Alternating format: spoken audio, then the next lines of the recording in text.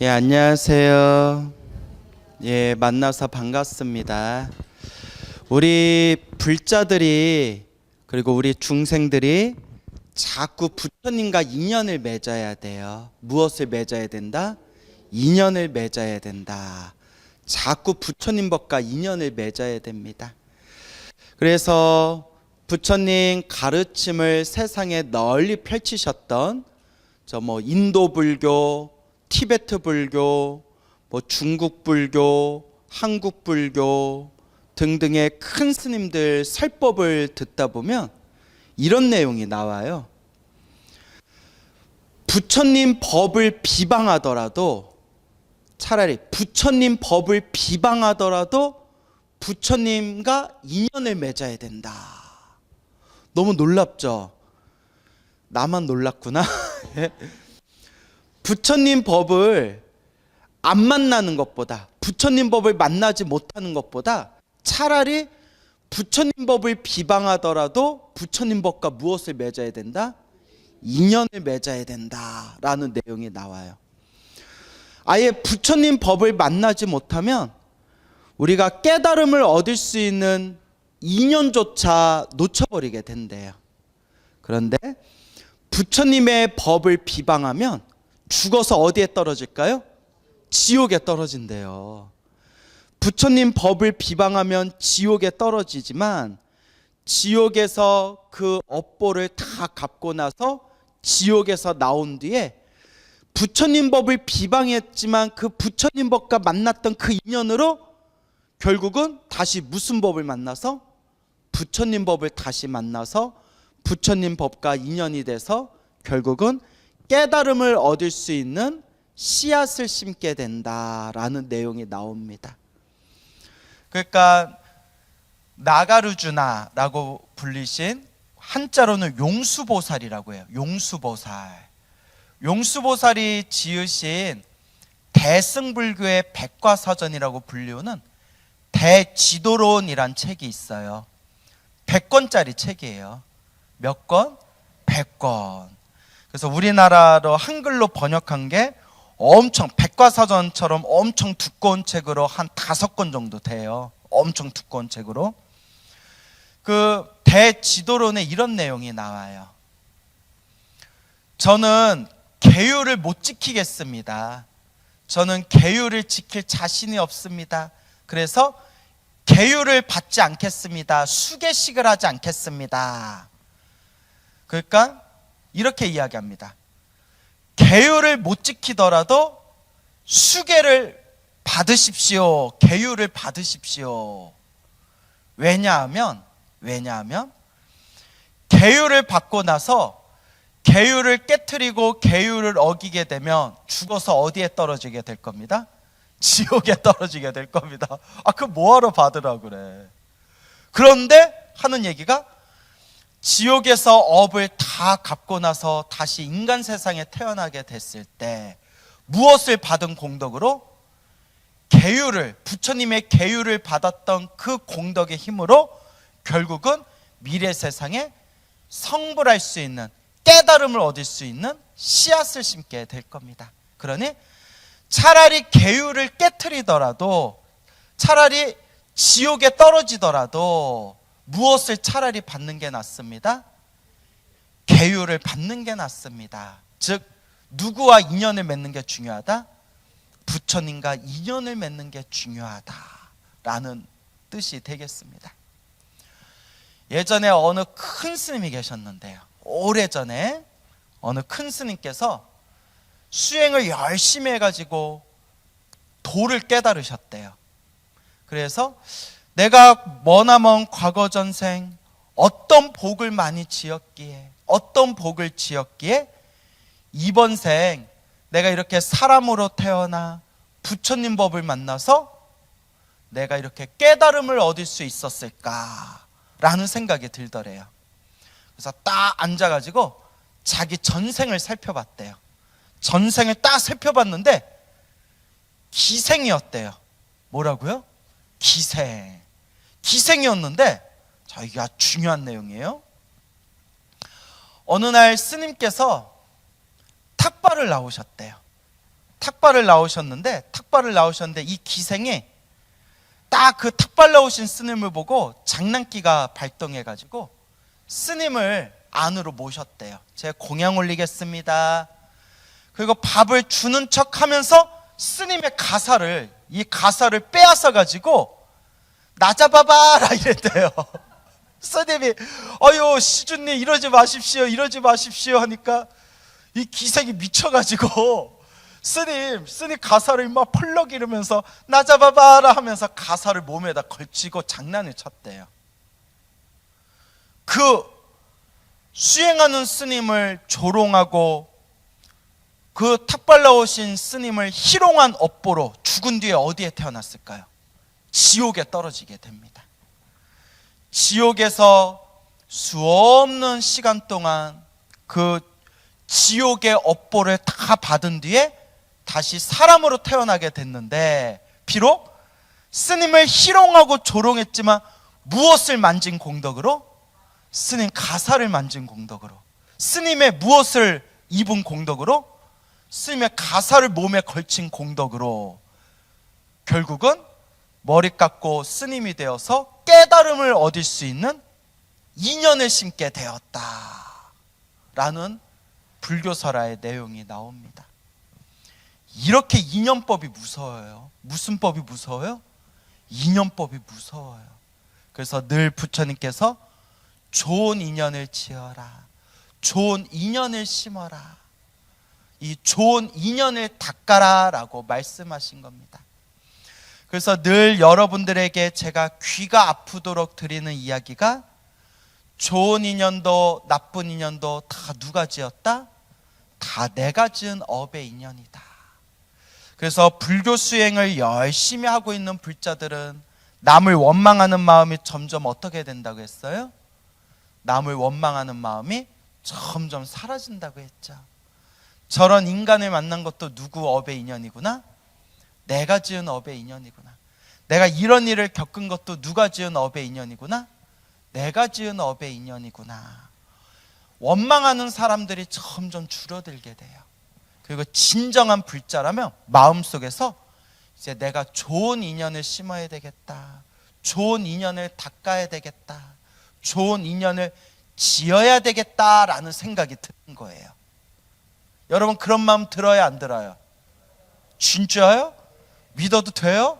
아이고 훌륭하시다. 정말 훌륭한 거예요. 그래 놓고 막 법당에 와서는 부처님 좋은 인연 짓겠습니다 해놓고 법당 밖에 나가서는 요년 저년 요런 년 이런 년 막 이러시는 거 아니에요? 아니에요. 정말 훌륭하신 거예요. 그래서 불자가 부처님과 좋은 인연을 맺는 것 중에 가장 첫 번째가 염불이라고 했어요. 뭐라고요? 염불. 염불이야말로 불보살님과 주파수를 하나로 맞추는 거예요. 그래서 생각할 염, 부처불, 늘 누구를 생각한다? 부처님을 생각한다.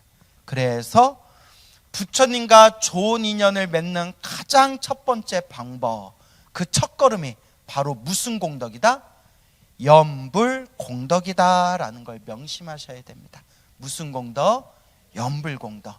그래서 제가 늘 불자님들께 노는 입에 염불해라, 노는 입에 염불해라 늘 말씀드리죠.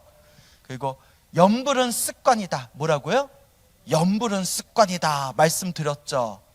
늘 염불이 습관이 돼야 돼요. 그래서 항상 저도 항상 오고 가면서 늘 염불하는 습관을 들이거든요. 저는 보통 8글자로 염불을 많이 해요. 8글자. 8글자로 염불한다니까 여러분들 무슨 염불이지 하죠? 예, 저는 아미타불. 그러니까 하나 더 붙여요. 관세음보살 하면 9글자인데요. 그러니까 아니죠. 극락왕생. 그래서 늘 아미타불 극락왕생, 아미타불 극락왕생, 오직 아미타불 극락왕생. 항상 그렇게 염불하고 있어요. 왜냐하면 죽은 뒤에 마음이 쫄려요. 나 엄한 데 떨어질까 봐. 그래서 부처님 제발 제가 죽으면 부디 저를 극락세계 성불대학교로 저를 인도해 주세요. 이 사바세계는 너무나 혼탁하고 거칠고 너무나 삿된 법이 많습니다. 부처님의 가르침을 바르게 닦을 수 있는 극락세계 성불대학교에 제가 꼭 태어나게 해주세요. 아미타불 극락왕세 늘 발언합니다. 그래서 제가 늘 꿈에 집착하지 말라고 했잖아요. 그죠? 꿈에 집착할 필요는 없는데 그래도 좋은 꿈 꾸는 게 더 기분 좋아요? 나쁜 꿈 꾸는 게 더 기분 좋아요? 그래도 좋은 꿈 꾸는 게 기분 좋잖아요. 그래서 얼마 전에는 너무 좋은 꿈을 꿨어요. 제가 꿈속에서 짧은 꿈이었지만 법화경을 법문하고 있더라고요. 꿈에서 딱 법화경을 막 법문하는 꿈을 꿨어요. 법화경이 대승경전의 왕이라고 하잖아요. 그래서 제가 요새 신도님들한테 법화경은 꼭 봐야 된다. 대승불교의 경전의 왕이라는 이 법화경은 꼭 공부해야 된다. 마지막에는 꼭 법화경으로 들어가야 된다. 라고 법화경 홍보를 했더니 꿈에서 갚이 받은 것 같아요. 꿈에서 법화경 제가 막 강의하고 법문하는 꿈을 꿨어요. 그래봤자 결국은 꿈이에요. 알겠죠? 지금 깨어있을 때, 지금 이 순간에 잘 닦아야 돼요. 그래서 항상 염불이 습관이 돼야 돼요. 관세음보살 염불하시는 분들은 항상 관세음보살, 관세음보살, 관세음보살. 지장보살 염불하시는 분들은 늘 지장보살, 지장보살, 지장보살. 아미타불을 염불하건 약사열애를 염불하건 늘 염불이 습관이 돼야 됩니다. 누구와 주파수를 맞추고 있는 거예요? 부처님하고 주파수를 맞추고 있는 거예요. 그래서 제가 늘 말씀드리지만 어디서도 염불할 정도가 돼야 된다? 꿈에서도 염불할 정도가 돼야 된다. 물론 겁나 어려워요. 엄청 어려워요. 그런데 꿈에서도 염불하려고 할 정도로 평상시에 염불을 많이 해야 된다는 거예요. 그래서 마지막에는 나 숨 끊어질 때에도, 우리 숨 끊어지는 그 순간에도 뭐 하면서 죽을 정도는 돼야 된다? 염불하면서 죽을 정도는 돼야 된다. 알겠죠? 그러니까 얼마나 많이 닦아야 되겠어요. 그래서 늘 부처님과 인연을 맺어야 된다라고 말씀드리는 겁니다. 제가 가장 좋아하는 부처님 말씀이 사람으로 태어나기 어렵고 무엇을 만나기 어렵다? 부처님 법을 만나기 어렵다라는 말씀을 자주 드려요. 마음에 늘 되새겨야 됩니다. 세상에 수많은 사람들이 있어요. 세상에 수많은 사람들이 있지만 전혀 부처님 가르침에 관심 없는 사람들이 대부분일 거예요. 부처님 법에 전혀 관심이 없고 혹 오히려 부처님 가르침에 대해서 입에 담을 수도 없는 욕을 하거나 비방을 하는 사람도 있어요. 예전에는 부처님 법을 욕하고 비방하는 사람들 보면 화가 나고 짜증이 났는데 불교 공부하다 보니까 부처님 법 평생 관심 없이 모르고 사는 것보다는 차라리 뭐 하는 게 낫더라? 욕하는 게 낫더라.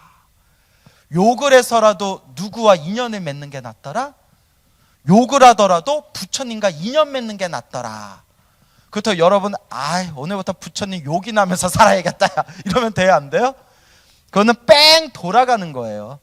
부처님을 욕해가지고 부처님과 인연은 맺었지만 부처님 욕했던 업보 때문에 죽은 뒤에 어디 한 번은 떨어져 줘야 돼요? 지옥 한 번은 시원하게 떨어져가지고 지옥에서 고통을 당하고 업보가 소멸한 뒤에 지옥에서 나오고 난 뒤에 이제 부처님을 욕했던 그 인연이 씨앗이 싹을 틔워가지고 부처님 법을 다시 만나서 닦을 수가 있다는 거예요. 그러니까 이거는 뺑 돌아가는 길이에요. 근데 우리는 지옥 한번 떨어지고 부처님 법 만나는 게 나아요? 아니면 지옥 안 가고 부처님 법 만나는 게 나아요? 지옥 안 가고 부처님 법 만나야죠. 하지만 그만큼 부처님과 인연을 맺는 게 중요하기 때문에 차라리 욕을 해서라도 부처님 법과 인연을 맺어야 된다. 불교에서는 그렇게 이야기하고 있습니다. 그래서 문수보살, 지혜를 상징하시는 우리 문수사리 보살님 발언문에 보면 부처님을 욕하고 부처님 법을 욕하고 스님들, 수행자를 욕하는 중생이 있다면 그 중생들부터 제가 먼저 제도하겠습니다 라는 내용이 나와요. 욕을 하는 사람을 오히려 먼저 제도하겠습니다. 이게 불교에서 말하는 자비심이죠. 근데 이게 머리로는 다 아는데 이게 실천이 잘 돼야 안 돼요. 사실 잘 안 되죠. 누가 부처님 욕하고 가르침 욕하고 스님들 수행자로 욕하면 화딱지가 나잖아요. 근데 어떤 분이 이런 얘기 하시더라고요. 스님, 저는 제가 수행이 깊어진 줄 알았어요. 왜요? 부처님을 욕하고 부처님 법을 욕하고 스님들을 욕해도 화가 안 나는 거예요. 우와. 근데 스님, 저를 욕하니까 화가 나더라고요. 이러더라고요. 그러니까 이게 중생이 그래요. 나라는 거, 내 것이라는 걸 딱 건들면 뭐가 나요? 화가 나고 분노가 나죠. 그 마음을 잘 다스려야 된다는 겁니다. 그래서 부처님과 인연을 맺을 때 우리가 차라리 부처님 욕을 해서라도 부처님과 인연을 맺어야 된다고 했는데, 여러분들은 부처님을 공양하고 공경하고 존중하고 찬탄하면서 부처님의 법을 잘 닦고 있으니 얼마나 여러분들은 복이 많은 사람들입니까? 그게 마음에 와 닿습니까? 근데 이 세상에 있는 사람들은 부처님의 법에 관심이 없고 오히려 부처님의 법을 비방하고 욕하고, 그리고 이 부처님의 가르침을 닦는데도 정말 이번 생에 부처님의 법을 만난 게 너무나 소중한 일인데도 오히려 부처님의 가르침을 왜곡되게 엉터리로 배운다거나 엉터리로 부처님 법을 수행한다거나, 심지어는 사이비절에 가서 사이비 스승을 만나는 사람들이 너무나 많습니다. 그런 거 보면 너무나 안타까워요. 사람으로 태어나기 어렵고 부처님 법을 만나기 어려운데 엉뚱하고 이상한 곳에 가가지고 엉뚱하고 이상한 가르침이 정법인 줄 알고 바른 법인 줄 알고 닦고 있는 사람들을 보면 너무나 안타까워요. 그러면 누가 광우야, 그러면 너는 잘났냐 하면 저는 못났죠. 제가 늘 얘기하잖아요. 제 컨셉이 뭐라고요? 겸손. 저도 못났어요. 예. 어때요? 겸손해 보여요? 예. 자, 근데 제가 늘 당부하는 게 있죠. 내 말도 믿지 말아라. 스님 말도 믿지 말아라. 오직 누구의 말씀을? 부처님의 말씀. 경전에 다 나오잖아요. 부처님의 말씀, 경전의 말씀대로 닦으면 적어도 어디는 갈 수 있다? 중간은 간다는 거예요. 중간은 간다. 이 말이 뭐냐? 안전빵이라는 거예요. 뭐라고요? 안전빵. 부처님의 법이야말로 부처님의 법을 설법하고 있는 경전의 말씀이야말로 가장 안전빵이에요. 근데 부처님의 경전을 있는 그대로 우리가 닦지 않고 믿지 않고 자기 마음대로 왜곡되게 깎고 다듬고 변화시키고 그것을 뒤틀어버리고 그렇게 사람들에게 가르쳐버리면 얼마나 부처님의 법을 회방하는 일이겠느냐라는 것을 우리가 생각해 봐야 됩니다. 그래서 여러분, 경전을 많이 읽으세요. 무엇을 많이 읽으세요?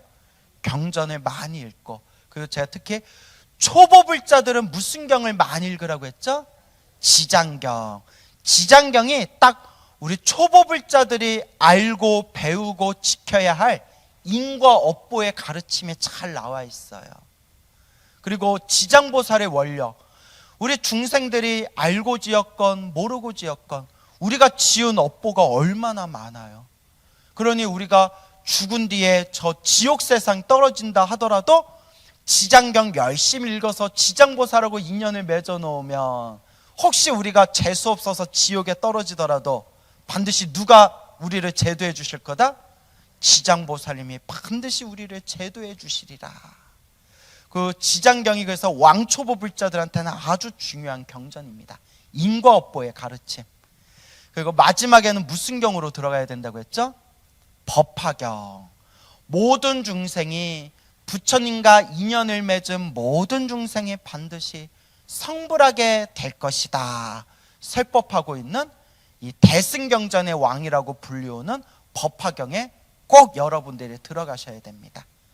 그래서 지장경으로 시작하고 마지막에 법화경으로 들어가지만 깨달음을 얻고 성불하고자 하는 불자가 있다면 마지막에 우리가 가야 할 세상이 어느 세상이다?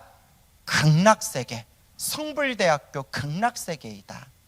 그래서 왕초보는 지장경을 많이 읽고 그리고 여러 경전을 보되 마지막에는 법화경에 들어가지만 결국 우리가 가야 할 우리가 들어가야 할 바로 목표는 바로 어느 세계다? 성불대학교 극락세계다. 그래서 연부를 많이 하시고 극락세계 태어나기를 항상 발언하셔야 된다라고 꼭 그렇게 말씀을 드리고 싶습니다. 불교에는 너무나 많은 가르침이 있어요. 그리고 그 하나하나의 가르침이 다 심오합니다. 그래서 제가 늘 말씀드리죠. 불교에 수많은 가르침이 있고 참선의 가르침이 있고 뭐 명상의 가르침이 있고 다란이나 주문의 가르침이 있고 뭐 수많은 종파와 가르침이 있지만 하나라도 제대로 닦으면 성불의 세계, 깨달음의 세계에 모이게 된다. 이것도 제 얘기가 아니에요. 우리 큰 스님들 얘기고 또 경전에 나오는 말씀이에요. 그래서 동쪽으로 물이 흐르건 서쪽으로 물이 흐르건 남쪽 북쪽으로 물이 흐르건 결국은 어디에서 만나게 돼요? 바다에서 만나게 된다. 그래서 어떤 법을 닦건 결국 부처님의 깨달음의 세계에서 만나게 될 겁니다. 단 무엇에 근거를 두고 수행해야 된다? 경전, 부처님의 말씀을 두고 수행해야 된다. 그래서 우리는 부처님의 경전에 근거를 두고 수행하시는 분들이 있다면 나와 좀 법이 다르다 하더라도 그분들을 비방해서는 안 돼요. 알겠죠? 예. 부처님 경전에 근거를 두고 수행하시는 분들은 저마다 수행하고 있는 그 과정이 조금씩 다르다 하더라도 결국은 깨달음의 길에 모이게 되는 거예요. 하지만 제가 부처님의 경전을 많이 읽고 큰 스님들 설법을 많이 듣고 나름대로 연구하면서 제가 내린 결론이 이 말법 시대 중생들이 성불하기에 가장 좋은, 수행하기 가장 좋은, 깨달음을 얻기에 가장 좋은 세계가 바로 어느 세계다? 극락세계다. 부처님의 성불대학교 극락세계가 가장 수행하기 좋은 세계이다라는 걸 제가 자신 있게 말씀드리는 바입니다. 이것도 제 얘기가 아니에요. 다 경전에 근거가 있고 다 큰 스님들이 하신 설법이에요. 하지만 부처님의 가르침은 중생들 눈높이에 맞춰서 다 설법을 하셨기 때문에 내가 닦는 법이랑 좀 다르다고 해서 서로가 싸울 필요가 있다 없다? 없다. 결국 부처님 법을 닦는 불자들은 결국 마지막에 결국은 깨달음의 세계에서 서로 만나게 될 것이다 라고 말씀드리고 싶습니다. 그래서 우리가 항상 부처님의 가르침과 인연을 맺어야 된다. 그래서 우리 불교설에 유명한 얘기가 있어요. 수없는 헤아릴 수 없는 과거 전생에 다른 부처님 시대, 석가모니 부처님 이전에 훨씬 이전에 다른 부처님 시대 때 어느 배를 타던 사람이 있었는데 태풍을 만나가지고 배가 다 부셔지고 파도에 밀려서 섬에 도착하게 됐대요. 너무나 춥고 두려워서 비바람을 피하려고 동굴에 들어가게 됩니다. 동굴에 들어가서 동굴에서 불을 피운 뒤에 몸을 이렇게 이제 녹이고 있는데 껌껌한 동굴 안에서 너무나 무서운 거예요. 저 끝을 알 수 없는 껌껌한 동굴이 보이고 그 동굴 그 입구에서 비바람을 피하면서 이렇게 불을 쬐고 있는데 너무나 두렵고 무서운 생각이 나가지고 이 사람이 부처님의 가르침을 믿는 불심이 있는 불자라서 자신의 두려움을 이기기 위해서 그 동굴에서 경전을 외웠대요. 무엇을 외웠다? 경전을 외웠대요. 여러분들도 예불문 천수경 반야심경을 외우잖아요. 그죠? 대답이 애매한데 하였더니요, 부처님의 경전에 정성스럽게 읽었대요. 부처님의 경전을 읽는데 그 동굴, 깊은 동굴 안에 무엇이 살고 있었다? 예, 맞아요. 박쥐가 살고 있었대요. 제가 예전에도 여러 번 말씀드렸죠? 박쥐가 살고 있었답니다. 제가 법문하기가 참 좋아요. 왜냐? 예전에 얘기했던 것도 여러분들은 항상 새로운 마음으로 들으시는 것 같아요. 예? 그렇습니까? 예. 예전에 다 얘기했던 것들도 눈빛이 초롱초롱 마치 새로운 법문을 듣는 것처럼 들어주셔서 너무 감사해요. 예? 이거 제가 예전에 여러 번 얘기했던 건데 제가 좋아하는 이야기거든요. 근데 보살님 기억하시는 것 같아요. 박쥐가 있었는데 그 박쥐가 부처님의 그 경전 소리를 들으면서 그 박쥐가 부처님 경전 소리가 그 사람이 무섭고 춥고 무섭고 두려워서 부처님의 경전을 정성스럽게 읽는데 박쥐가 그 경전이 무슨 뜻인지 알겠어요? 모르겠어요? 몰라요. 무슨 뜻인지 몰라요. 무슨 뜻인지 모르지만 여기서 이제 중요한 내용이 나와요. 알든 모르든 믿든 믿지 않든 무엇을 스친 공덕으로? 귓가를 스친 공덕으로 라고 큰 스님들이 표현해요. 무엇을 스친 공덕으로? 귓가를 스친 공덕으로. 그리고 참 놀라워요. 믿든가 안 믿든가, 이해를 했든가 이해를 못했든가 상관없이 그냥 박쥐 귓가를 부처님 가르침이 스친 공덕으로 그 박쥐들이 수없는 미래 세상 석가모니 부처님 시대 때 사람으로 태어나 석가모니 부처님을 만나서 깨달음을 얻고 거룩한 성자 아라한이 된대요. 뭐가 되었다? 아라한. 머나먼 과거 전생이 뭐였는데? 박쥐였는데, 박쥐긴 박쥐였는데 무엇을 스친 공덕으로? 부처님 가르침이 귓가를 스친 공덕으로. 그 박쥐가 몇 마리예요? 500마리. 듣기는 들었어요. 딱 맞힌 거 보니까 500마리. 그래서 500 아라한이 세상에 출현한 거예요. 무슨 아라한? 500 아라한. 그 500명의 아라한, 500 아라한들이 머나먼 과거 전생에 500마리의 박쥐였을 때 동굴에서 어떤 사람이 읽고 있는 부처님 경전의 말씀이 귓가를 스친 공덕으로 부처님의 가르침이 마음에 스며들면서 깨달음을 얻을 수 있는 씨앗을 심게 되었다는 거예요. 그 귓가를 스친 공덕으로 500마리의 박쥐들이 수없는 윤회의 흐름 속에서 태어나고 죽고 태어나고 죽음을 반복하면서 석가모니 부처님의 가르침이 있는 시대에 결국 500명이 다 같이 사람으로 태어나 부처님의 법을 만나고 깨달음을 얻어서 500명의 아라한이 되었다. 제가 가장 좋아하는 이야기 중에 하나예요. 여러분, 중요한 게 있어요. 박쥐가 부처님 가르침이 귓가를 스친 것만으로도 머나먼 미래 세상에 아라한이 될 수 있는 인연을 심게 되었다는데, 깨달음을 얻을 수 있는 인연을 심게 되었다는데, 하물며 동굴에서 경전을 읽었던 그 사람은 얼마나 공덕이 더 크겠어요. 그죠, 여러분? 귓가를 스친 것만으로도 그 박쥐들이 엄청난 공덕이, 그 공덕의 씨앗을 심게 되었는데, 우리 불자들이 정성스러운 마음으로 부처님 경전을 읽거나 외우거나 사경하거나 부처님을 생각하면서 절을 올리거나 정성스럽게 염불을 하는 사람이 있다면 그 공덕은 얼마나 더 크겠느냐. 그것을 우리가 마음에 되새기셔야 됩니다. 알겠죠? 그래서 옛날 큰 스님 법문에 이런 내용이 나와요. 가장 슬프고 불쌍한 사람이 누군지 아냐? 지옥에 떨어지는 사람들이다.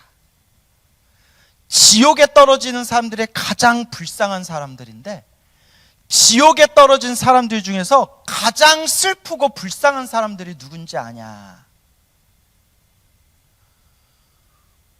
불제자가 지옥에 떨어지면 가장 슬프고 불쌍한 일이다 라고 이야기하셨어요. 무슨 얘기인지 훅 와닿으세요? 부처님 법을 만나서 절에 다니던 사람이 죽어서 지옥에 떨어지는 게 가장 슬프고 불쌍한 일이래요. 큰 스님 법문에 이 이야기가 나와요.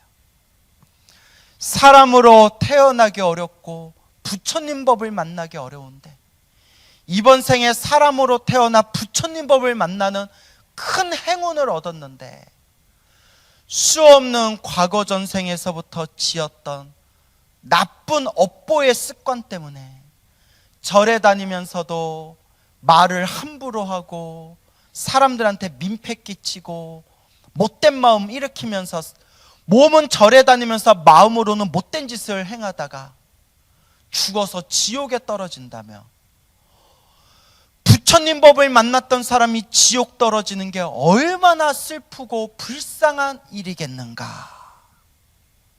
얼마나 무서워요. 가끔 신도님들 중에 이런 분이 있어요. 아유, 그래도 내가 부처님한테 쌀도 올리고 공양도 올리고 기도도 좀 했는데 설마 지옥에야 떨어지겠느냐. 이런 생각을, 이런 마음을 우리가 전문 용어로 뭐라고 하느냐? 한 방에 훅 간다라고 하는 거예요. 그런 생각 잘못 일으키면 한 방에 훅 가는 거예요. 제가 소름이 확 돋는 게, 불교설화나 큰 스님들 설법이나 인과 업보 이야기를 보면 머리 깎은 스님들이 지옥 떨어지는 이야기가 많아요. 머리 깎은 스님들이 지옥 떨어지거나 소나 돼지 같은 축생으로 떨어지는 이야기가 많아요. 얼마나 쫄려요. 머리 깎은 스님들조차도 죽어서 지옥 떨어지는 그런 이야기가 얼마나 많은데, 하물며 머리 기르고 속복을 입고 바깥 세상에서 살아가시는 온갖 업보를 짓고 있는 분들이 내가 절에다 공양 좀 올리고 기도 좀 몇 번 했는데 설마 내가 지옥에야 떨어지겠느냐, 이런 생각에 한 방에 훅 가는 거예요. 그래서 우리가 항상 자신을 잘 돌아봐야 됩니다. 내가 이 세상을 살아가면서 나는 어떤 업을 많이 짓고 있는가? 내가 이 세상을 살아가면서 선업을 짓고 있는가? 악업을 짓고 있는가? 좋은 인연을 닦고 있는가? 나쁜 인연을 심고 있는가? 무섭게 여기셔야 돼요. 다행히 우리가 업장을 소멸하는 법이 있어요. 무엇을 소멸하는 법? 업장을 소멸하는 법. 그게 염불이에요. 그게 기도고, 그게 바로 기도 수행, 기도 정진이에요. 우리가 내 업장을 소멸하는 기도를 참회 기도라고 하죠. 거룩하신 부처님, 수없는 억겁의 세월 동안 윤회를 하면서 알고 지었건 모르고 지었건 제가 지은 모든 죄업을 참회합니다. 나무 아미타불, 아미타불, 아미타불. 관세음보살, 관세음보살, 관세음보살. 지장보살, 지장보살, 지장보살. 신묘장구 다란이를 하든 능엄주를 하든 금강경을 독송하든 법화경을 기도하든 그냥 부처님을 향한 모든 기도는 하나로 통해요. 알고 지었건 모르고 지었건 내가 지은 모든 업보를 참회합니다. 지극한 마음으로 항상 매일매일 기도하고 염불하셔야 됩니다. 아시겠죠? 그리고 우리가 기도를 하면서도 항상 복 짓는 연습을 해야 돼요. 내 형편껏 조금이라도 주변에 베풀고 나누는 복 짓는 연습을 많이 해야 됩니다. 수없는 과거 전생에 수 없는 과거 전생에 어느 숲에 아주 맑고 깨끗한 수행자가 살고 있었대요. 그 수행자가 나무 밑에 앉아 수행을 하고 있을 때 그 숲에는 500마리의 원숭이들이 살고 있었대요. 500마리의 원숭이들이 그 맑고 깨끗한 나무 밑에서 수행하고 있는 수행자를 보면서 그 원숭이들조차도 그 수행자에 대해서 존경하고 기뻐하는 마음을 일으켰대요. 축생들조차도. 그때 원숭이들이 고민에 빠져요. 야, 우리가 저 나무 밑에 앉아있는 저 사람을 위해서 무언가 공양을 올리고 싶은데, 무언가를 드리고 싶은데 무엇이 좋을까? 무엇이 좋을까? 바나나를 줄까? 사과를 줄까? 망고를 줄까? 야, 그것보다 더 소중하고 더 귀한 거 없을까? 500마리의 원숭이들이 서로 막 회의를 하고 서로가 막 고민하다가 그곳에 연못이 하나 있는데, 큰 연못이 있는데, 연못 위에 환한 둥근 달이 떠 있는 날에 그 둥근 달이 연못에 환하게 맑고 깨끗하게 그 연못 위에 둥근 달이 비추는 걸 보고 그때 원숭이 왕이 이렇게 얘기해요. 저 달을 저 나무 밑에 사람에게 공양 올리자. 무엇을? 달을. 저 달을 수행자에게 공양 올리자. 그래서 여러분, 세상에서 제일 말도 안 되는 제일 황당한, 연애할 때 쓰는 표현이 네가 원하면 하늘의 별을 따다 줄게. 그러면 보통 여자가 아우 몰라 왜 그래 이러잖아요. 근데 그럴 때 이렇게 얘기해 보래요. 남자가 네가 원하면 하늘의 별을 따다 줄게. 그때 딱 이렇게 얘기해 보래요. 따봐. 따봐. 제일 이제 거짓말이죠. 근데 여자들은 그 거짓말도 좋아하나 봐요. 네? 자, 그래서 저 달을 수행자에게 공양 올리자. 그래서 원숭이들이 생각한 게 연못에 떠 있는 달을 건져가지고 연못에 떠 있는 달을 건져서 저 나무 밑에 수행자에게 공양 올리자 생각하는 거예요. 사실 달이 어디 있는데? 하늘에 있는데, 하늘에 떠 있는 달이 연못에 비쳐 있는 걸 보고 연못 위에 떠 있는, 연못에 있는 달을 손으로 건져서 수행자에게 드리자 생각을 하는 거예요. 얼마나 어리석어요. 그게 바보죠. 얼마나 어리석어요. 그런데 이 어리석은 이 바보 원숭이들이 연못에서 달을 뜨려고 하는데 연못에 들어가질 못한 거예요. 너무 깊어가지고. 그래서 어떻게 하면 큰 나무가 있었대요. 큰 나무에, 연못 위에 나무에 막 나뭇가지가 막 이렇게 길게 뻗어 있었대요. 500마리의 원숭이들이 그 나무와 나뭇가지를 한 손으로 붙잡고 한 손으로 서로의 팔과 팔을 잡아가지고 마지막 원숭이 왕이 서로 500마리 원숭이들의 팔과 팔을 잡아서 연못 위에서 그 달을 떠오르기로 꾀를 내요. 무슨 얘기인지 상상이 가시죠? 실제로 정글에 가면 엄청나게 큰 나무가 있어요. 엄청나게 큰 나무에 이렇게 500마리의 원숭이들이 올라가 가지고 나뭇가지에서 서로가 팔과 팔을 잡아서 그 500마리의 팔이 서로 쭉 이어져 가지고 마지막 원숭이 왕이 대롱대롱 매달려서 연못 위에서 엄청나게 크고 깊은 연못이었나 봐요. 달을 딱 건지려고 하는데 그 달이 손으로 잡을 수가 있어요, 없어요? 없죠.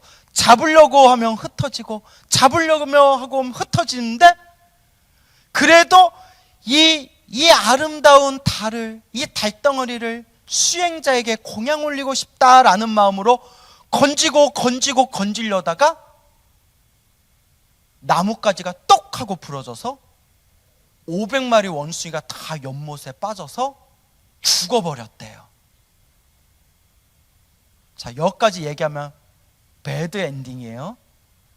하지만 제가 늘 말씀드리죠. 마무리는 어떡하게? 마무리는 훈훈하게. 마무리는 훈훈해야 또 오늘 여러분들 가서 기분 좋게 발 뻗고 쉴 거 아니에요? 연못에 빠진 바보 같고 어리석은 원숭이들은 비록 어리석은 생각이 있을지언정 따라해보세요. 의도가 중요해요.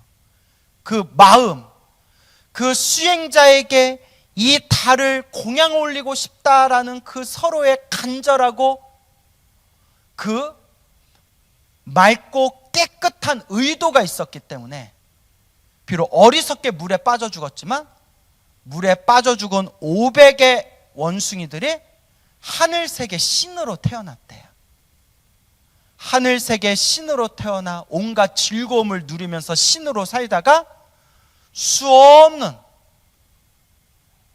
윤회의 흐름 속에서 먼 미래 세상에 석가모니 부처님 시대 때 사람으로 태어나 몇 명의 아라한이 되었다? 500명의 아라한이 되었다. 그리고 그때 숲에서 나무 밑에서 수행하고 계셨던 그 맑고 깨끗한 수행자가 바로 이번 생 누구의 전생이었다? 석가모니 부처님의 전생이었다. 석가모니 부처님의 전생이었던 그 나무 밑에 수행자에게 달을 공양 올리려고 했던 그 마음 때문에 석가모니 먼 미래 세상 석가모니 부처님과 인연을 맺게 되고 그 석가모니 부처님의 법문을 듣고 500명의 아라한이 되었다라는 감동적인 이야기가 전해지고 있습니다. 여기서 중요한 게 연못에 있는 달을 건지겠다는 마음이 지혜로운 마음이에요? 어리석은 마음이에요? 어리석은 마음이죠. 아니 어떻게 연못에서 달을 건져요? 어리석은 마음이에요. 그리고 결과적으로도 달을 건졌어요? 못 건졌어요? 못 건졌어요. 그리고 더 결과적으로 결국 어떻게 됐어요? 500명의 아라한들이 다 떼죽음을 당했어요. 물에 빠져서 다 떼죽음을 당했어요. 이것만 보면 아주 어리석고 불쌍한 짓이에요. 이것만 보면. 근데 부처님은 과거, 현재, 미래를 모두 다 꿰뚫어 보세요. 그리고 결과보다도 더 중요한 게 따라오세요. 의도. 그 맑고 깨끗한 마음의 의도라고 했어요. 그게 결과보다 중요하다. 즉 우리 불자들이 복을 짓고 선업을 짓고 공덕을 닦고자 하는데 원하는 좋은 결과를 얻지 못했다 하더라도 내 의도가 부처님을 생각하고 부처님을 바라보며 복을 짓고 선업을 짓고 공덕을 닦겠다라는 마음을 일으킨 순간 결과하고는 상관없이 이미 우리 마음 창고에는 무엇이 자라고 있다? 복과 선업과 공덕의 열매가 자라고 있는 것이다. 그래서 이와 같이 우리가 부처님과 인연 맺는 게 참 중요합니다. 누구와 인연 맺는 거? 부처님과 인연 맺는 게 중요하다. 동굴 속의 박쥐는 무슨 말인지 하나도 이해가 되지는 않지만 부처님 가르침이 귓가를 스친 것만으로도 깨달음을 얻을 수 있는 씨앗을 심게 되었고 500의 원숭이들이 비록 지혜롭지 못하고 어리석고 멍청하지만 그래도 어리석고 멍청하고 결과적으로 나쁜 결과를 만들어냈지만 하지만 저 맑고 깨끗한 수행자를 위해서 복을 짓고 선업을 짓겠다, 공양을 올리겠다라는 깨끗한 의도가 있었기 때문에 결과적으로 미래 세상 하늘 세계 신으로 태어날 수 있었고 먼 미래 세상 석가모니 부처님 시대 때에는 결국 아라한이 될 수가 있었다라는 것을 명심하시기 바랍니다. 이걸 귀로만 들으면 안 돼요. 알겠죠? 거참 신통방통하네. 그 귀로만 듣으면 안 되고 누가 닦아야 된다? 내가 닦아야 된다. 내가 닦아야 된다라는 걸 명심하시고 이 부처님 법과 인연을 잘 맺으시기 바랍니다. 우리 중생들은 복을 많이 받고 싶어 해요. 그죠? 그래서 항상 우리 중생들이 저 복 많이 받게 해주세요, 복 많이 받게 해주세요 라고 하잖아요. 그래서 중생들이 제일 좋아하는 국수가 무슨 국수죠? 비빔국수. 피나이다 피나이다 맨날 비비잖아요. 자, 피나이다 피나이다. 제 말에 너무 신경 쓰지 마세요. 그래서 비빔면을 제일 좋아하잖아요. 비나이다 비나이다. 비비면 뭐가 나오겠지. 자, 근데 결국 복은 누가 짓는 거라고 했어요? 내가 짓는다.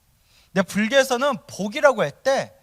불교에서도 복을 굉장하게 중요하게 이야기를 합니다. 그래서 부처님도 분명히 말씀하시기를 경전에서 세상에는 수많은 힘들이 있다. 수많은 힘들이 있다.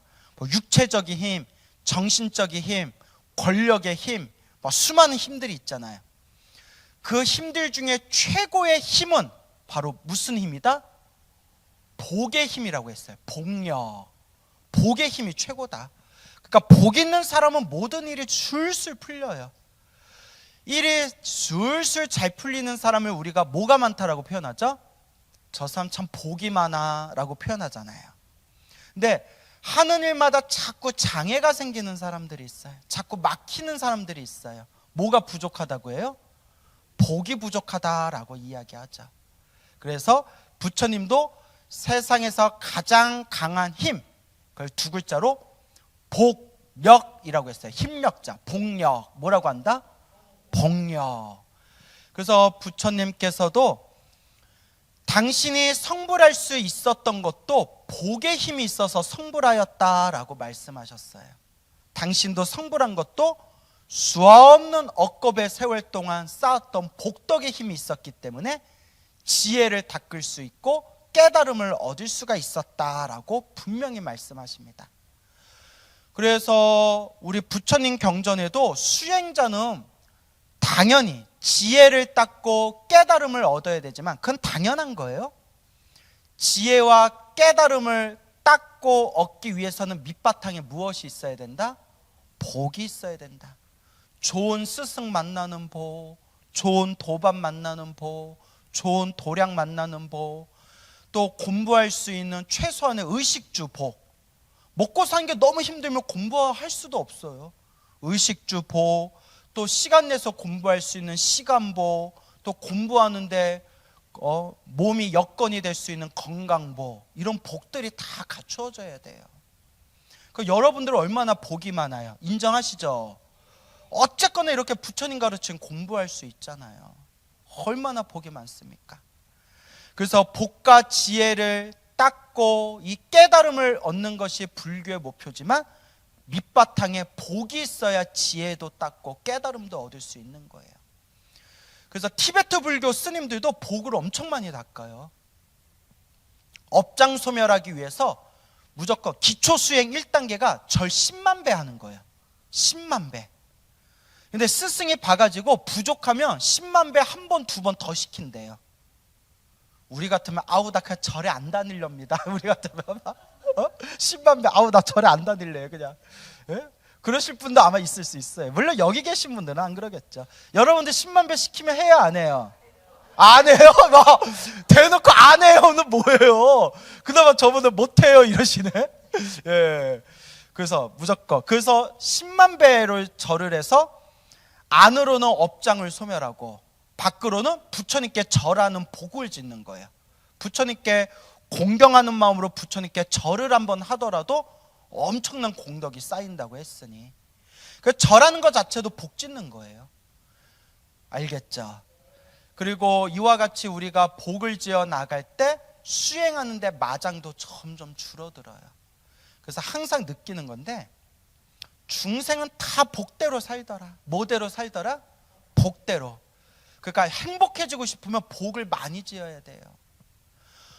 절에 열심히 다니고 기도 열심히 하고 공양도 많이 올렸는데도 힘들고 괴롭고 안 좋은 일이 자꾸 생기는 사람들은 전생에 얼마나 복을 안 지었으면 얼마나 박복하게 살았으면 이번 생 그렇게 절에 다녀도 힘들고 괴롭고 답답하겠어요. 그러니까 힘들고 괴롭고 답답할 때일수록 무엇을 더 열심히 해야 된다? 기도를 더 열심히 하고 공덕을 더 잘 닦아야 됩니다. 알겠죠? 예. 그래서 우리 불교에서는 복을 중요하게 여기는데, 복도 청복이 있고 탁복이 있다고 했어요. 청복은 수행할 수 있는 맑은 복이에요.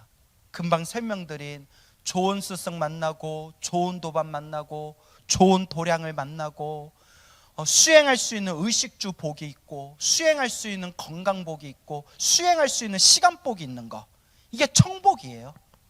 탁복은 중생들이 제일 좋아하는 복이에요. 탁한 복. 왜 탁한 복이냐? 오직 잘 먹고 잘 사는 복이에요. 좋아요? 잘 먹고 잘 사는 복이에요. 그 부귀영화를 누리는 복, 부귀영화를 누리고 잘 먹고 잘 사는 복. 하지만 쓰고 나면 똑 떨어지는 복이에요. 그래서 탁한 복이라고 해요. 그래서 부처님은 당연히 청복이 중요하다고 했겠어요? 탁복이 중요하다고 했어요? 청복이 중요하다. 탁복이 중요하다고요? 청복이 중요하다. 맑고 깨끗한 수행할 수 있는 복이 정말 중요하다고 했습니다. 근데 탁복 중에 마왕의 복이 있다고 했어요. 무슨 복? 마왕, 마구니의 복이에요. 온갖 나쁜 짓을 하는데도 부귀영화를 누리는 복이 마왕의 복이에요. 나쁜 놈이 나쁜 짓 하면서 부귀영화와 쾌락을 누리는 복이 마왕의 복, 마구니의 복이라고 했어요. 우리 주변에 마왕의 복을 가진 사람들이 많죠. 정말 흉악하고 나쁜 놈인데 막 승승장구하고 잘 먹고 잘 살아요. 벌써 제 머리에 딱딱딱 떠오르는 사람들이 있는데 얘기하면 돼요, 안 돼요? 나 끌려가요. 예? 우리 너무 깊이 얘기하기엔 뭐한데 우리 주변에 많아요. 예.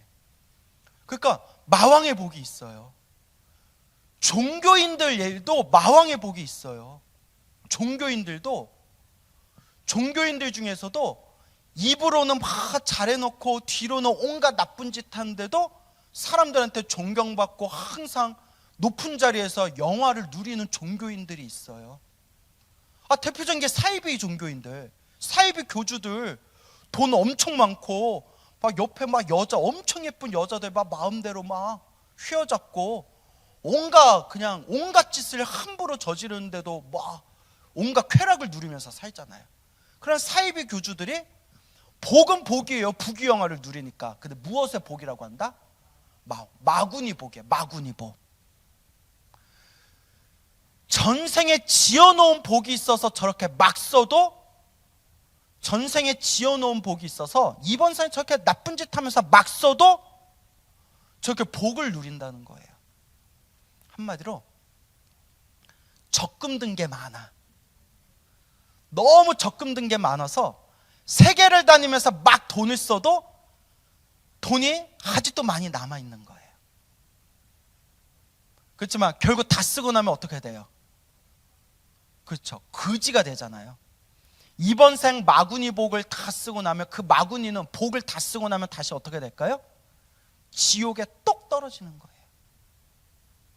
그러니까 귀신도 전생의 업보가 두꺼워야 이번 생 귀신이 되는데,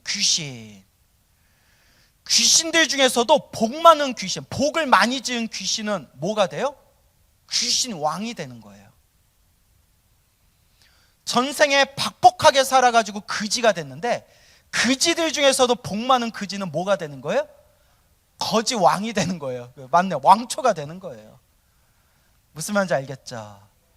그게 마구니 복이라는 게 있습니다. 그 복을 어떻게 쓰냐가 중요한 거예요.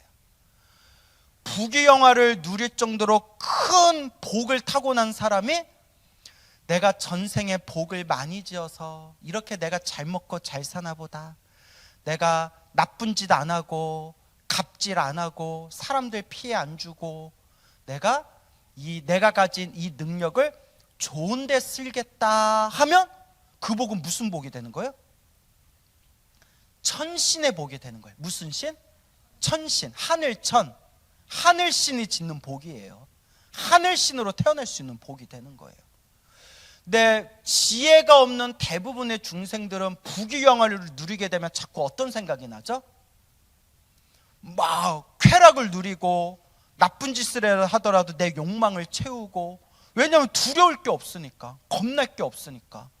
그리고 온갖 갑질들을 벌이게 되는 거죠.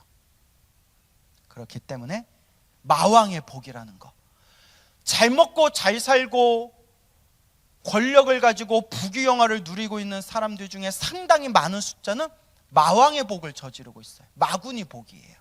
마구니 복. 그래서 부처님께서는 이 마왕의 복, 마구니 복을 부처님께서는 항상 경계를 하셨어요. 히틀러 같은 경우가 마왕의 복이라고 했죠. 히틀러가 그렇게 전쟁 일으켜서 수많은 사람들을 죽였는데도 히틀러가 마지막 독일에서 질 때까지, 스스로 권총 자살할 때까지 수십 번 암살 시도를 했는데 암살이 성공했다 못했다? 못했대요. 다큐멘터리에 보니까 히틀러가 타고 있는 비행기에다가 폭탄을 설치했대요. 시한폭탄. 다큐멘터리에 나와요. 저도 다큐멘터리에서 봤어요. 그 히틀러 죽이려고 얼마나 그 첩보원들이 몇 번이나 실험하고 다시 살펴보고 작동 잘하나 몇 번이나 확인하고 시한폭탄을 설치했겠어요. 비행기가 가는 몇 시간 동안 터졌다 안 터졌다? 안 터졌대요. 그러니까 복이 있으니까 쉽게 안 죽는 거예요. 하지만 히틀러가 황제같이, 그 당시 독일의 황제 같은 삶을 살다가, 권력자로 살다가 복이 다하니까, 결국 복이 똑 떨어지니까 스스로 뭐 해버려요? 스스로 권총으로 자살했잖아요. 그러니까 복을 다 까먹은 거예요. 그러고 보면 김일성은 대단해요. 죽을 때까지 천수를 누리다 갔잖아요. 그죠? 그러니까 김일성 복이 많아요. 엄청 많은 거예요. 한국전쟁 일으켜서 수많은 사람들 죽고, 북한에서 그냥 황제같이 살다가 80 몇 세까지 천수를 누리다 갔잖아요. 여기 혹시 뭐 북한 첩보원 안 계시죠? 그래요? 예? 그러니까. 하지만 김일성도 이번 생 그 복을 다 까먹었으니 다음 생은 악도에 떨어졌을 거예요. 또 제가 김일성 지옥에 떨어졌다고 북한에 이르면 돼요, 안 돼요? 안 돼요. 미워할 거예요. 나 큰일 나요. 그러니까 이렇게 마왕의 복이 있다는 거예요. 그래서 부처님께서 이와 같이 말씀하십니다. 석가모니 부처님께서 보리수 나무 아래에서 성불하기 직전에 막 깨달음의 경지가 이제 코앞에 딱 다다랐을 때, 저 하늘 세계가 막 뒤흔들렸대요. 하늘 세계가 막 궁전이 막 흔들렸대요. 그때 마왕 파순이 살고 있는 하늘 세계가, 그다음 한번 따라해보세요. 타와자제천이라는 하늘 세계 신이에요. 마왕이 하늘 세계 신이에요. 근데 그 마음을 잘못 쓰기 때문에 마왕으로 사는 거예요. 하늘 세계 신으로 태어날 정도로 복을 많이 지은 게 마왕 파순이에요. 마왕 파순이 자기의 궁전이 뒤흔들리니까 두려움에 빠져요. 이게 무슨 짓이지? 세상에 어떤 존재가 내 궁전을 흔들 수가 있단 말인가? 그 지상세계를 살펴보니까 바야흐로 우리 석가모니 부처님께서 보리수 나무 아래서 성불하기 직전에 이르신 거예요. 그 순간 부처님이 세상에 출현해서 깨달음을 세상에 널리 전하게 되고, 사람들이 깨달음을 얻고 공덕을 닦기 시작하면 나의 힘이 줄어들게 될 것이다. 저분이 깨달음을 얻지 못하도록 내가 방해해야 되겠구나. 그래서 이제 수많은 이야기가 나오는데, 마왕 파순이 이제 여러 버전이 있는데, 첫 번째 보낸 게 세 딸이에요. 아름다운 세 딸을 보냈지만, 그래서 세 딸들이 보리수 나무 아래 앉아있는 우리 석가모니 부처님의 놀아요, 젊어서 놀아요, 같이 놀아드릴게요 했는데 넘어가요, 안 넘어가요? 그대들이요, 그대들의 용모는, 그대들의 얼굴은 너무나 아름답고 너무나 예뻐 보이는구나. 하지만 그는 어리석은 자들한테만 그렇게 보일 뿐이다. 나는 진실을 알고 있다. 나는 진실을 알고 있으니, 딱 이렇게 얘기해요. 그대들 뱃속에는 똥만 가득하구나. 어디에 똥만 가득하구나? 뱃속에 똥만 가득하구나. 그래서 우리 한국에서도 머리에 똥만 들어가지고, 그게 다 거기서 나온 말이에요. 알겠죠? 어디 가서 얘기하지 마세요. 그때 이 3명의 마왕의 딸들이 비명을 지르면서 순식간에 늙어서 노파가 돼버렸대요. 그러면서 엉엉 울면서 이제 아버지 마왕 파순에게 가서 도저히 저 사람은 꺾을 수가 없습니다. 꺾을 수가 없습니다. 라고 우는 내용이 나와요. 여자로는 안 되겠구나. 폭력을 써야 되겠구나. 공포와 두려움을 줘야 되겠구나. 마왕 파순이 수십만, 헤아릴 수 없는 수십만, 수백만의 마왕의 병사들을 모아서 마왕의 병사들이 한꺼번에 보리수 나무 아래 앉아있는 부처님을 향해서 화살을 쏴요. 그때 경전에서 뭐라고 멋들어지게 표현되냐면, 마왕의 병사들이 활을 쐈을 때 그 화살의 양이 너무나 많아서 하늘에서 화살이 막 퍼붓는데 순간 해가 빛을 잃었대요. 해가 빛을 잃어서 껌껌해질 정도로 화살이 쏟아졌다는 거예요.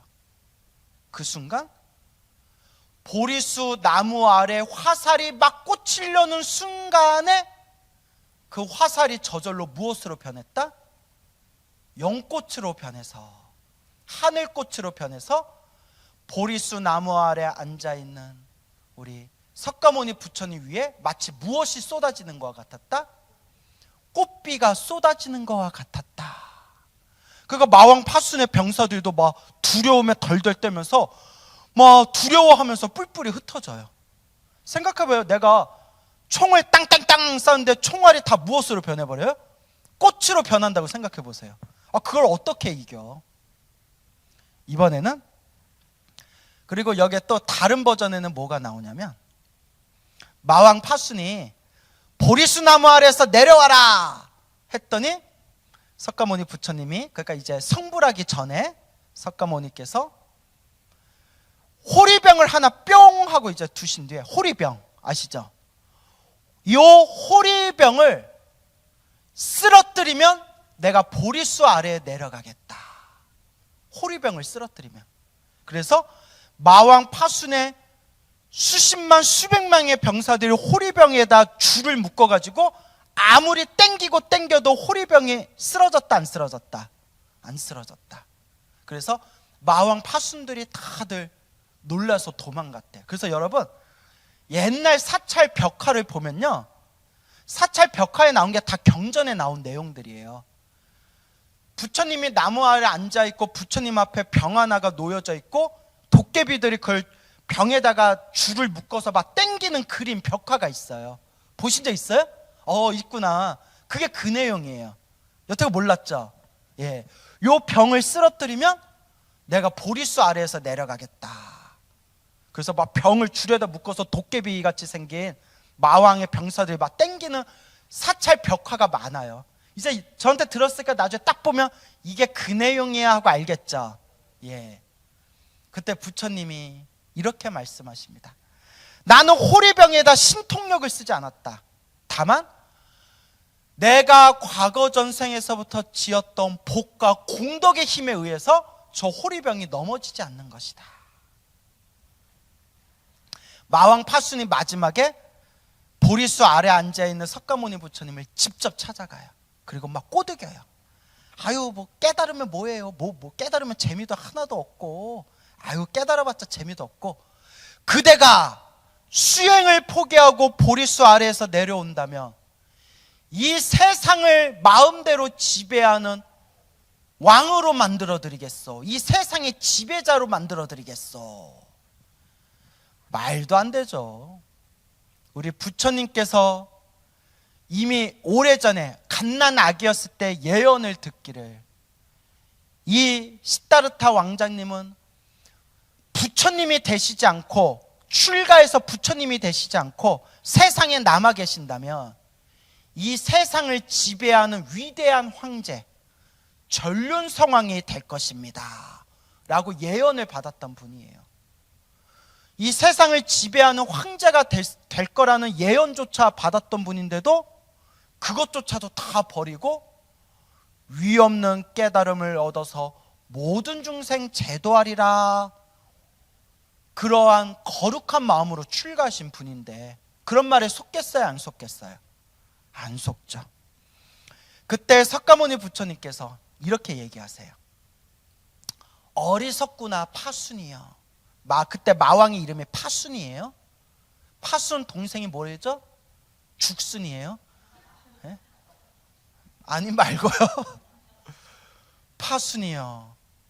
그대는 과거 전생에 딱 한 번 큰 공덕을 하나 지었기 때문에 하늘세계 신으로 태어났던 것이다. 몇 번? 한 번, 딱 한 번 큰 공덕을 지었기 때문에 하늘세계 신으로 태어난 거고, 나는 수없는 억겁의 세월 동안 모든 중생을 제도하기 위해서 모든 복을 다 지은 사람이다. 모든 복덕, 모든 공덕을 다 끈 사람이다. 어찌 네가 나를 이기겠냐. 제가 그걸 딱 보는 순간 결국 복 많은 사람이 이긴다는 거예요. 뭐 많은 사람이 이겨요? 복 많은 사람이 이겨요. 이 세상은 결국 복의 힘이 제일 세요. 복 많은 사람은 못 이겨요. 부처님이 너는 과거 전생 딱 한 번 큰 공덕 지어가지고 마왕 파순으로 하늘세계 신이 된 거고, 나는 수없는 억겁 동안 모든 복과 모든 공덕을 다 닦았다. 네가 나를 어떻게 이길 건데? 그때 마왕 파순이 이렇게 얘기합니다. 내가 복을 지어서 마왕 파순이 되었다, 하늘세계 신이 되었다라는 건 당신 입으로 지금 이야기했잖소. 당신이 과거 전생에서부터 수많은 복을 지었다는 것은 누가 증명하겠어? 이게 무슨 말장난이야?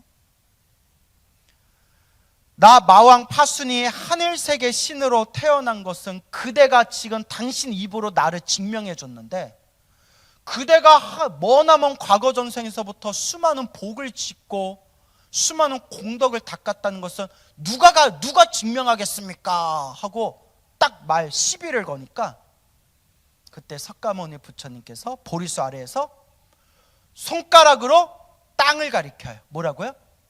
땅. 그때 손가락으로 땅을 가리키는 순간 땅이 쪼개지면서 땅의 여신, 대지의 여신이 솟구쳐요. 대지의 여신. 그 땅의 여신이 증명합니다. 제가 증명하겠습니다. 이 대지, 이 땅이 그 모든 역사를 증명하고 있습니다. 이 보리수 아래 수행자, 이 거룩한 분께서 수없는 세월 동안 이 땅 위에서 수많은 복과 공덕을 닦았음을 제가 증명하겠습니다 하고 대지의 여신이 출현하는 순간 마왕 파순이 비명을 지르면서 도망가 버리게 돼요. 그래서 손가락으로 땅을 가리켜서 마왕을 항복받았다 해서 예전에 설명드렸던 것 같은데, 자 따라해보세요. 항마 촉지, 항마 촉지라는 손가락 모양해서 항마 촉지인이라고 불러요. 항마, 마왕에게 항복받은, 촉지, 가리킬 촉, 손가락, 지, 어디로? 손가락으로 땅을 가리켰다. 알겠죠? 항마 촉지. 그러면 여러분들 머릿속에 석굴암 생각해 보세요. 석굴암은 다 보셨죠? 저 머릿속에 석굴암 생각하셨어요? 아니요? 생각하셨어요? 석굴암? 석굴암 부처님 보면 한 손은 배꼽 있는 데에다 딱 내려놓으시고 오른손 손가락으로 무릎 위에 이렇게 올려놓고 계시죠?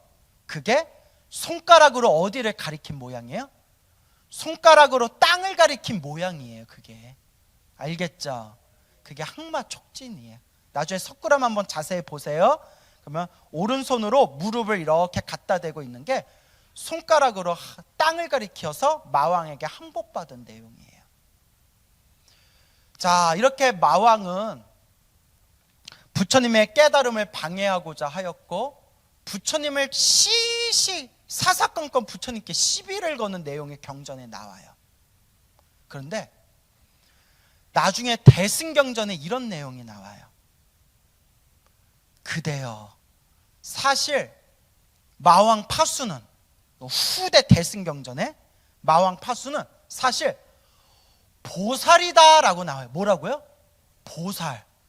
미래에 성불하실 보살님인데, 부처님의 깨달음을 세상에 널리 전달하기 위해서 일부러 마왕 파순으로 변신해서 한바탕 쇼를 보인 거래요.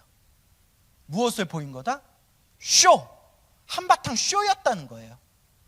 마왕 파숭은 원래 마구니가 아니라 알고 보면 바로 누구시다? 미래에 성불하실 보살님이시다. 석가모니 부처님이 세상에 널리 퍼지는 걸 돕기 위해서 일부러 마왕 파순의 모습으로 변신해서 이렇게 막 극적인 연극과 쇼를 보이는 거다, 이런 식으로 대승경전에 나오는 그런 경전의 내용이 있어요. 이만큼 대승경전은 너무 심오해요. 대승경전은 모든 걸 다 긍정해버려요. 대승경전은 세상에 나쁜 놈이 하나도 없어요. 다 본래 부처고, 부처님을 괴롭혔던 존재들조차도 사실 부처님의 법을 펴기 위한 그런 보살님들의 화신이다, 이런 식으로 모든 걸 다 긍정해버려요. 그러니까 믿음이 없으면 대승경전 공부하기가 힘들어요. 정말 믿음의 경전이에요. 그래서 심지어는 부처님 생애에서 가장 악독한 인물이었던 대바다tta, 누구라고요? 대바다tta. 법화경에서는 제바달다. 이 한문은 조달이라고 부르거든요. 부처님을 죽이려고, 부처님을 몇 번이나 부처님을 해치려고 하다가 살아있는 채 무간지옥에 떨어졌던 저 대바다tta조차도 법화경에서 뭐라고 하느냐, 저 사람은 머나먼 과거 전생에 나에게 법화경을 가르쳐 주셨던 사람이다. 그 공덕으로 저 대바다tta도 먼 미래 세상에 무엇이 되실 거다? 부처님이 되실 거다. 이렇게 수기를 내려준 내용이 나와요. 불교 역사상 가장 악독한 위인이었던 대바다tta도 미래 세상에 성불하게 될 것이다. 이게 대승경전의 믿음의 힘이에요. 그래서 이와 같이 세상에 수많은 중생들을 부처님께서 제도하시고자 할 때, 마왕 파순이 일부러 부처님의 법이 세상에 널리 퍼지게 하기 위해서 일부러 마왕의 모습으로 부처님 옆에 나타나서 한바탕 연극을 펼친 것이다. 이런 게 이제 대승경전에 나오게 됩니다. 근데 저같이 책을 많이 본 사람은 이런 내용이 좀 헷갈려요. 왜냐면 여기서는 이렇게 얘기하고 저기서는 저렇게 얘기해서 좀 헷갈리는 부분이 있어요. 사실 제가 법화경을 우리 불자님들한테 많이 권하지만, 법화경도 저처럼 책 많이 보고 혹은 막 머리로 따지기 좋아하는 사람이 법화경을 쫙 보면 우리는 막 이 내용 저 내용 이 내용이 다 섞여 있잖아요. 법화경을 보면 믿어야 되나? 라고 헷갈리는 내용이 나와요. 근데 제가 왜 법화경을 그냥 100% 믿게 됐냐? 도저히 말로 설명할 수 없는 신비한 체험과 불보살의 가피를 생생하게 경험하신, 그 가피를 받으신 불자님들을 수도 없이 많이 봤기 때문에 내 머리로 따지는 게 무슨 필요가 있겠냐. 지금 당장 불자들이 이 법화경을 사경하고 법화경을 기도하면서 눈앞에서 생생하게 부처님 가피를 체험했는데 내가 머리로 따지는 게 무슨 필요가 있겠냐라는 생각이 들더라고요. 동감하시죠? 그래서 제가 늘 말씀드리죠. 불교는 지식으로 이해하면 답이 안 나와요. 끝이 없어요. 더 헷갈려요. 결국 제가 얻은 결론이 올바른 지식은 우리가 공부하되 결국 무엇으로 다가가야 된다? 체험으로 다가가야 된다. 그래서 이와 같이 부처님께서 이 마왕에 대해서 이야기하시면서 아주 놀라운 말씀을 하세요. 이거는 초기경전 니까야에도 나오는 내용이에요. 마왕은 부처님의 법을 방해하고 수행자들을 방해하는 마군이들의 마군인데 이 마왕들은 이번 생에 복을 다 쓰고 나면 당연히 어디에 떨어지겠어요? 지옥에 떨어지죠. 그러니까 마왕 파순이 복을 엄청 많이 지은 사람이에요. 지은 신이에요. 왜냐? 석가모니 부처님의 깨달음을 방해했는데도 멀쩡하게 하늘의 신으로 살고 있잖아요. 얼마나 전생에 복을 많이 지은 존재겠어요. 그런데 부처님이 이렇게 얘기하세요. 여러분, 부처님 10대 제자 중에 신통제일이 어느 스님이시죠? 이제 이거 딱 나와야 된다. 예? 신통제일. 예, 맞아요. 예, 목걸련 스님. 맞죠? 근데 여러분 좀 서운해요. 약간 뜨문뜨문 이랬어요. 한 번에 딱 나와야죠. 지혜제일 사립을 신통제일 목걸련 딱 나와야죠. 부처님 경전에 이런 말씀이 나와요. 저도 이거 딱 보고 깜짝 놀랐거든요. 부처님 신통제일, 부처님의 오른팔 왼팔 상수 제자였던 수제자였던 부처님의 10대 제자 중에 한 분인 신통제일 목련존자가 사실은 수없는 머나먼 과거 전생 다른 부처님 시대 때 마왕이었대요. 그게 나와요. 경전에. 초기 경전에도 나와요. 목련존자가 수없는 헤아릴 수 없는 과거 전생 다른 부처님 시대 때 뭐였다? 마왕이었대요. 부처님의 법을 방해하던 마군이었대요. 목련존자가. 저도 깜짝 놀랐어요. 그런데 이 목련존자가 마왕이었을 때 복이 다 쓰고 나서 죽은 뒤에 어디에 떨어졌고? 지옥에 떨어져서 헤아릴 수 없는 수많은 고통을 당하게 되었고, 그 수많은 고통을 겪고 난 뒤에 지옥에서 나온 뒤에 다시 사람의 몸을 받고 부처님 법과 인연을 맺으면서 수없는 윤회의 흐름 동안 공덕을 닦아서 지금 석가모니 부처님 시대에 무엇이 되었다? 신통제일 아라한 목걸련이 된 것이다. 그래서 제가 깜짝 놀란 게, 와, 부처님 법을 비방했던 저 마구니 왕조차도 부처님과 인연을 맺은 이 인연법에 의해서 지옥에 떨어진 뒤에 지옥의 고통을 다 받고 난 뒤에 결국은 먼 미래 세상에 부처님을 만나서 이와 같이 위대하신 성자 아라한이 되셨구나. 정말 불교는 놀라워요. 정말 부처님 법은 놀라워요. 부처님의 깨달음을 방해하던 마왕조차도 결국은 머나먼 미래 세상에 다시 부처님을 만나서 깨달음을 얻을 수가 있대요. 그리고 심지어 대승경전에서는 저 마왕 파순조차도 사실 알고 보면 미래 세상에 성불하실 보살님이 석가모니 부처님의 법이 세상에 펼쳐지는 걸 돕기 위해서 일부러 마왕의 몸으로 낮추신 거다. 이게 바로 불교의 힘입니다. 그래서 불교에서는 미운 놈이 없어요. 나쁜 놈이 없어요. 천하의 제일 나쁜 이 마왕 파순조차도 결국 부처님 법과 인연을 맺은 공덕으로 마왕 파순도 미래 세상에 결국 무엇을 얻게 될 것이다? 깨달음을 얻게 될 것이다. 이게 바로 불교의 매력입니다. 그래서 부처님의 가르침은 공부하고 공부해도 끝이 없고, 올바르게 공부하고 공부할수록 마음의 기쁨이 일어나는 것. 어떤 기쁨일까요?